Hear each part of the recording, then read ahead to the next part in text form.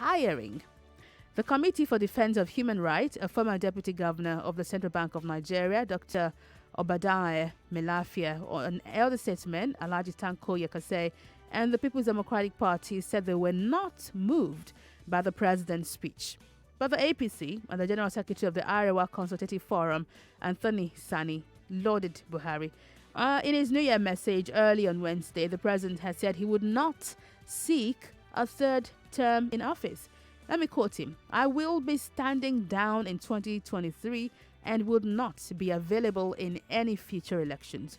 Buhari, whose regime, remember also that the punch sticks with regime, was accused of lawlessness in 2019, also said his actions at all times will be governed by the rule of law. He said the revolution in agriculture is already a reality in all corners of the country, and new agreements with Morocco, Russia, and others will help us access, on attractive terms, the inputs we need to accelerate the transformation in farming that is already taking place. The president insists that there is a lot of revolution going on in the farming space. He would not be up for election in 2023. He will be standing down and he would abide by the rule of law. But many people, many bodies, many organizations are saying, oops, that's not inspiring. But what do you think of the president's New Year message? And the president also says on the front page of the Nation newspaper how we will improve electricity supply this year. This jumps at me and this really interests me. What are we going to do about electricity this year? Is this going to be the year where we fix electricity? Is 2020 the year where finally we begin to have power more regularly? If we could get 22 hours a day, just imagine if we had 22 hours a day supply. At least for now, we can manage 22 hours a day. Do you think 2020 is the year where we begin to have, 20 or 22% electricity? Because the president says here on the front page of the Punch how we will improve electricity this year. President's comment on third term is reassuring, says Agbakoba Falano and Cokers. PDP slams New Year message as uninspiring. There's also something coming in from the first headline that we looked at. But let's look at this electricity thing. What are we going to do? Nigerians should expect, quote, significant improvement in electricity service supply, reliability, and delivery. This is part of the things the president promised for 2020. This is part of the radical changes that the federal government plans for this year in the oil and gas as well as power sectors. To this objective, the president said there will be further liberation of the sectors to eliminate lingering outages and gas shortages. Power sector inadequacy has been a major setback on the country's economy over the years, with the problem becoming more intractable. Now, this is also drawn from the president's New Year message, where he says, it's titled, "A Letter from the President at New Year, Nigeria's Decade." Buhari raised the hope of ensuring fiscal sustainability in the power sector, increased government and private sector investment in power transmission and distribution. He also promised improved payment transparency through deployment of smart meters and effective regulatory actions to maximize service delivery. According to him, this story continues on page 8, power has been a problem for one generation. Isn't it more than one generation though? It says we know we need to pick up the pace of progress. We have solutions to help separate parts of the value chain to work better together. Let me skip this. It's talking about the deal with Siemens. And it says in the next 12 months, we will witness the gradual implementation of these actions, after which Nigerians can expect to see significant improvement in electricity service supply, reliability, and delivery. So summarily, in the next 12 months, you're expected to see improvement in electricity. What do you make of this headline? Are you excited about it? Are you looking forward to more power supply in 2020? This is one of the things the president promised for this year in his message, and it's right here on the front page, biggest story of the Nation newspaper. Let's move it up a bit and see other story. The NBA, also taking a look at how 2019 worked out, is saying on the front page of the Punch, federal government assaulted rule of law through misconduct, high-handedness. That's coming from the NBA. Federal government assaulted rule of law through misconduct and high-handedness. The NBA is saying this, and the details are on page 10 and 11 of the Punch newspaper today. The Nigerian Bar Association said the rule of law was often assaulted by the federal government through its misconduct and high-handedness in 2019. In its New Year's Day message by its president, Paul Osoro-San, the NBA demanded strict adherence to the rule of law in 2020. Let me quote Osoro. It says, in 2020, the Nigerian Bar Association will continue to speak for Nigerians. We will persist in holding governments to account, particularly as it relates to the promotion and protection of the rule of law and the delivery of democracy dividends to our people. It said, paying lip service to the rule of law would not bring about peace and justice in the country. He also condemned getting public officers suspended via ex parte order by the Code of Conduct Tribunal. Remember, Osoro said we should remember that it was the ex parte order was first used against Justice Walter Onogen in January 2019, who's the immediate past Chief Justice of Nigeria, and was again used in December also 2019 against the acting Registrar General of the Corporate Affairs Commission, Azuka Azingi. He's saying that it was a horrifying assault on the rule of law and the sacred sanctum of our court and judicial process. We hope that in 2019, the president also made promises that he would be working in line with the rule of law this new year. What do you make of these headlines? Head over to Facebook on our live feed. Facebook is Nigeria Info 99.3 and also on Twitter at Nigeria Info FM. I'll be reading your comments in a moment. Let me run you through some more stories and then I take your comments together.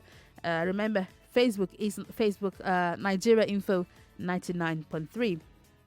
Now, we talked about the finance bill last year, right? Well, it's now in the papers because most of the details in the finance bill were meant to be implemented from the 1st of January, and here we are.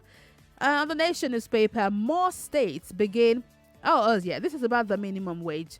More states begin implementation of new minimum wage. But let me hold that and go to the CBN's story. The POS fee has been quite an issue for a while.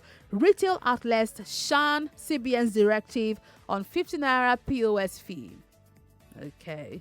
Retail outlets in the e-payment value chain are still collecting 50 naira point of sale stamp duty fee from customers despite CBN's directive stopping it. The Nation did some investigation in the country's commercial capital, Lagos, and this is what they gathered.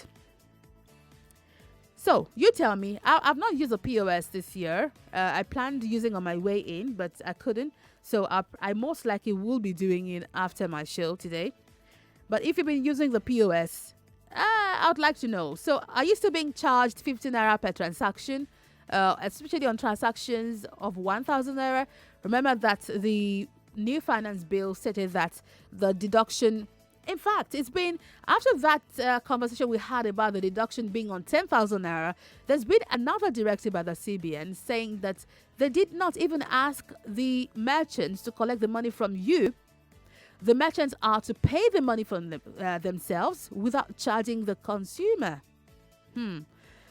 But if you're also a merchant, because I try to think about this from both angles. If you're a merchant, you're doing business, and the CBN has asked you to pay 50 naira on transactions of 10,000 naira and above. How does this work for you? The CBN insists that this 50 naira is meant to be taken from the profit that you've already gotten from that transaction, and you should be paying 50 naira, not charging this on to the consumer. It's a new year. This policy should kick off. Should have kicked off yesterday, actually. So has it kicked off? Are you still paying these monies for this transaction? Let me know.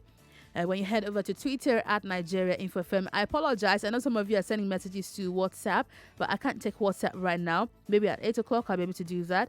I can't take WhatsApp now, but we can use Facebook, Nigeria Info 99.3, and also we can talk on Twitter at Nigeria Info FM. I see you all right here on Facebook. Thank you.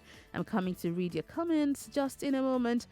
And minimum wage is also on the papers this second day of January 2020.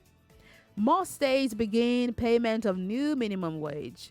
I know this is going to be a very, very, very big story this year, as NLC will be watching out. I'm sure that this is going to be a big story. More states begin payment of new minimum wage. This is from the Nation newspaper. This morning. It's also the Daily Sun. Minimum wage, NLC directs State Council to stand by over deadline. Bauchi, Kano, Katsina begin implementation. Osun gets committee. On the Vanguard newspaper, minimum wage, we're willing to pay, but what? This is coming from Oyetola. No agreement yet with Ondo government, says NLC. We hope there wouldn't be a showdown this year about minimum wage. It's also the Guardian. Kano, Katsina, Bauchi join states paying new minimum wage. Osun inaugurates implementation committee. Let's see what is said on the Daily Sun. And the detail you can find on pages 6 and also on page 40. I'll just read a bit of this for you here. The NLC is set to tackle governors who failed to meet the December 31 deadline for the implementation of the new minimum wage. In his New Year message, NLC President Ayuba Waba asked state councils to await directive on the next line of action. Let me quote him.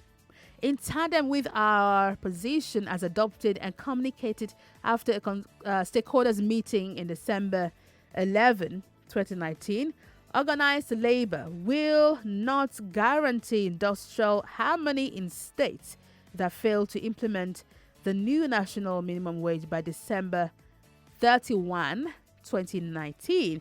We direct our state councils to be on standby to robustly engage state governments that fail to obey our laws. We wish to remind state governors that no excuse will be good enough for failure to pay.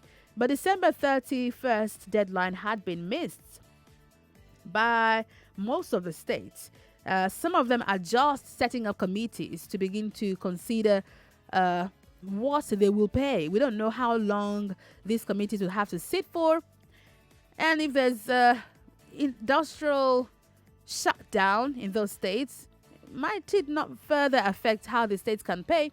Let's see what Oyetola is saying on the Vanguard. Why can't we pay? The headline here, minimum wage, we're willing to pay, but let's see page 11 of the Vanguard newspaper for detail of this.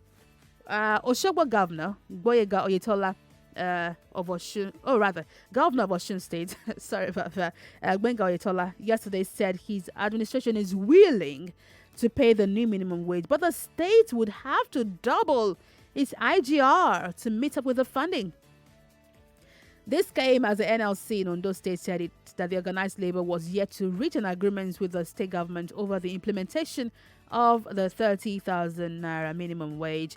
Governor Oyetola said this while inaugurating a committee to work out the modalities for the implementation of the minimum wage in the state for all workers. He assured that nothing would make him discontinue payment of full salaries of workers as at when due, adding that the workers' welfare is very important to his administration.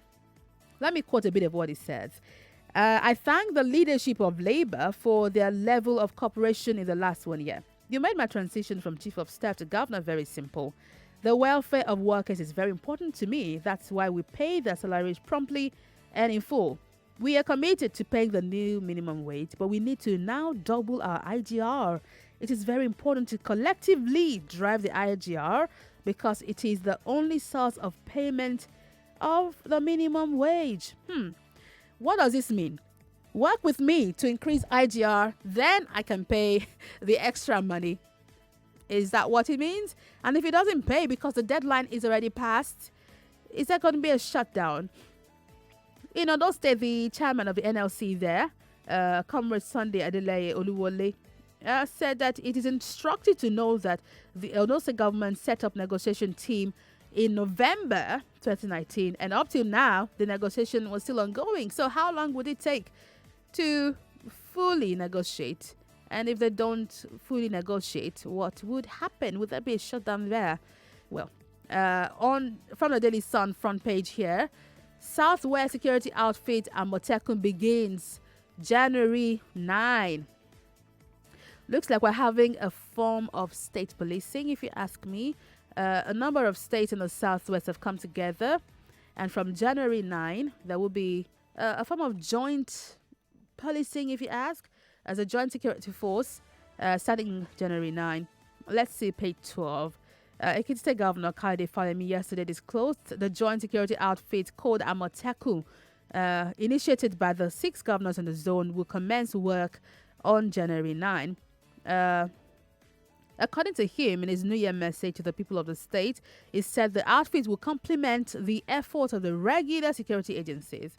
On January 9, according to him, I'm quoting, the Western Nigerian Security Network. So that's their name, Western Nigeria Security Network, also known as Amotekun.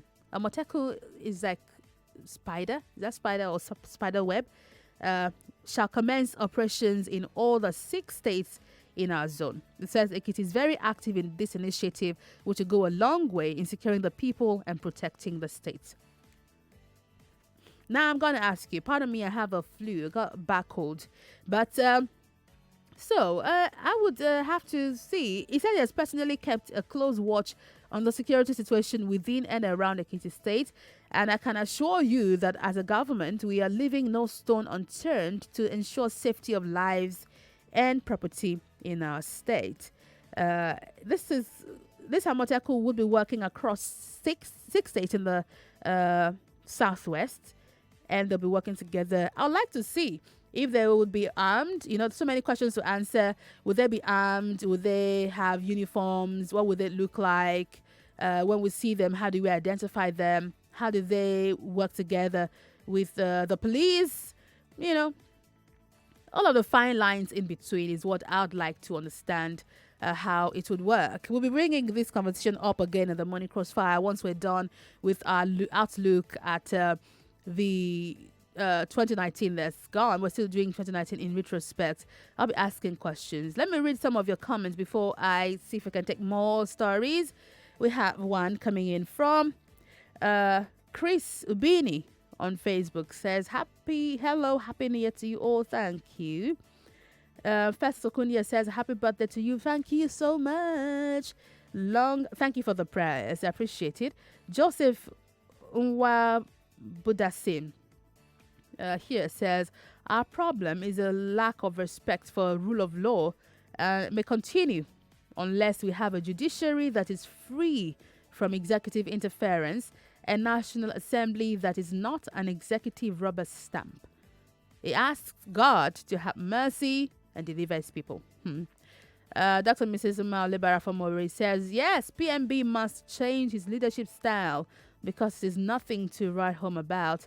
Rule of law and due process are the tenets of democracy. He has failed and must continue and must change or throw in the towel. She says we cannot continue this way this 2020. Well, I hope so too. And the president says he's going to switch, adjust a few things here and there. Chris Ubini, thank you. Olabode Michael says, good morning, Wemimo. Oh, Amotek. Oh, my goodness. I'm so embarrassed. Why did I think that was cobweb? Amotek is tiger. What's cobweb? My head just processed cobweb. Okay, he says Amoteku is a Yoruba name for tiger. Oh, thank you. Still does not click in my head. I was thinking spider or spider web. But he says Amoteku is Yoruba name for tiger. So that's the name of that Western. Let me tell you what the English name is. Western, where is it again? Western Nigeria Security Network. Right. Western Nigeria Security Network, also known as Amotekun. Thank you very much. Wilson Salvation on Facebook says, actually, it's worrisome if states like mine, Adamawa, will commence the payment of minimum wage. I see no reason why other states will not. Many of them are saying that in negotiations with the labor unions on how much they would pay and how they will be able to pay it. And hey, I just don't know how it's going to work. Francis Nwala says, happy birthday to you, Wemimo. Yeah, that's me. Thank you. It's my birthday. Thank you very much. And thank you for the prayers. Thank you. Oh, yes.